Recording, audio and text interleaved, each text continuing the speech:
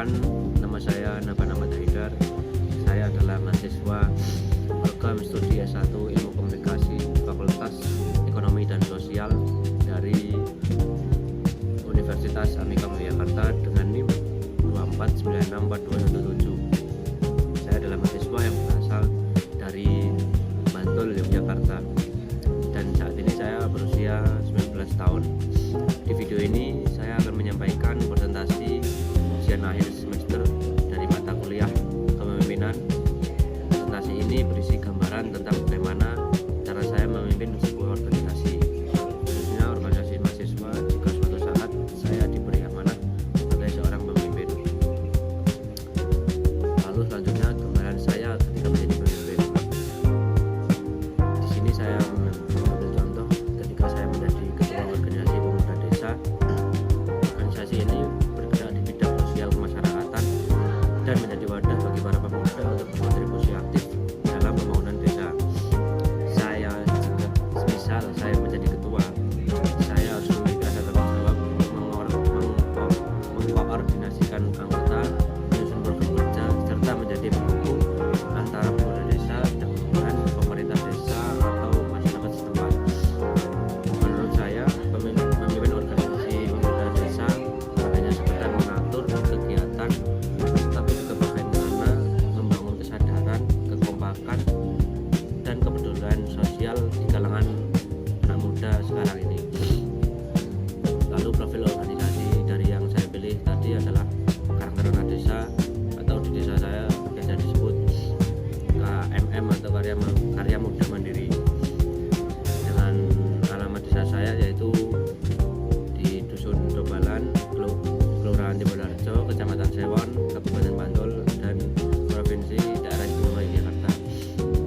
Jenis organisasi yang saya ambil tadi yaitu adalah organisasi sosial kemasyarakatan.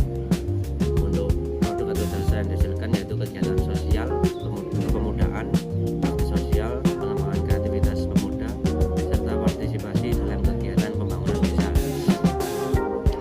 Organisasi pemuda desa ini yaitu untuk menjadi wadah bagi generasi muda untuk berperan aktif dalam kegiatan sosial serta pembangunan di lingkungan desa.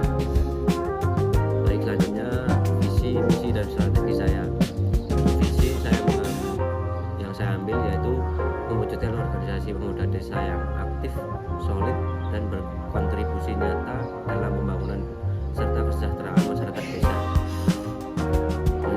Misi saya yang pertama yaitu mengaktifkan peran pemuda dalam kegiatan sosial dan kemasyarakatan. Yang kedua yaitu menumbuhkan rasa tanggung jawab, solidaritas, dan kepedulian sosial di kalangan pemuda, atau di desa saya bisa disebut kebiasaan serawong gitu. Misi yang ketiga yaitu mengembangkan potensi dan kreativitas pemuda desa melalui kegiatan yang positif yang dapat menjalin kerjasama dengan pemerintah desa atau masyarakat setempat. Selanjutnya, strategi yang saya terapkan adalah membangun komunikasi yang terbuka dengan anggota, menyusun program kerja yang realistis sesuai kebutuhan desa, serta melakukan evaluasi rutin agar setiap kegiatan berjalan efektif dan bermanfaat bagi masyarakat. Selanjutnya, cara saya memulai proses memimpin. Ya, menurut saya dalam memulai proses memimpin ini, hal pertama yang akan saya lakukan adalah membangun kedekatan saya dengan setiap anggota. Saya ingin mengenal karakter masing-masing anggota, serta saya ingin mendengarkan pendapat mereka dan membuat suasana organisasi yang terbuka.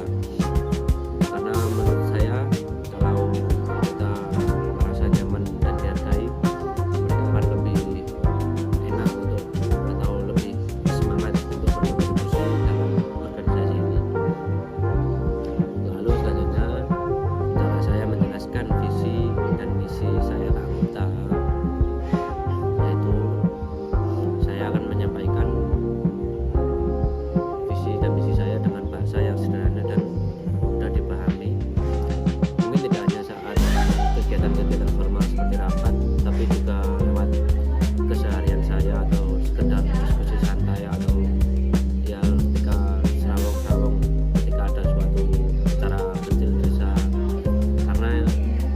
inginkan yaitu setiap anggota benar-benar paham bahwa visi dan misi saya ini adalah tujuan bersama, bukan hanya sekedar tulisan di atas kertas maupun sekedar omongan saja.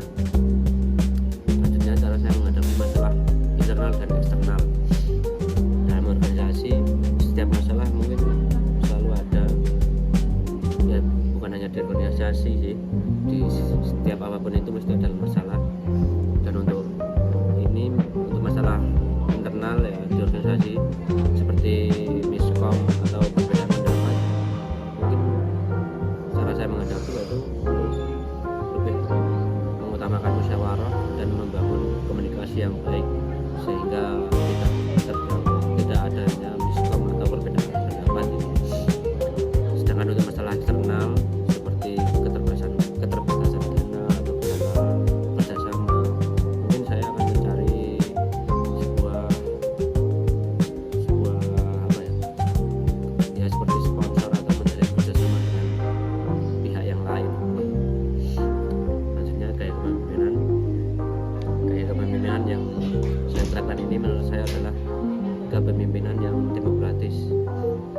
Saya memilih gaya ini adalah karena saya ingin setiap anggota diberi kesempatan untuk menyampaikan pendapatnya sendiri atau idenya sendiri untuk bisa membangun, karena saya mau organisasi ini untuk bisa menjadi wadah untuk anak-anak muda ini biar menjadi lebih berkreatif atau untuk belajar bersama untuk membangun komunikasi yang baik.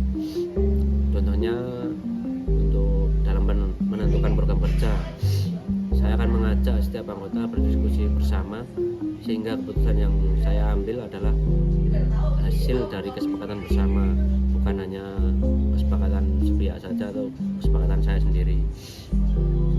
Selanjutnya cara saya mengambil keputusan. Mungkin dalam mengambil keputusan saya akan mempertimbangkan masukan dari setiap anggota dan dampak dari apa keputusan yang saya ambil bagi organisasi.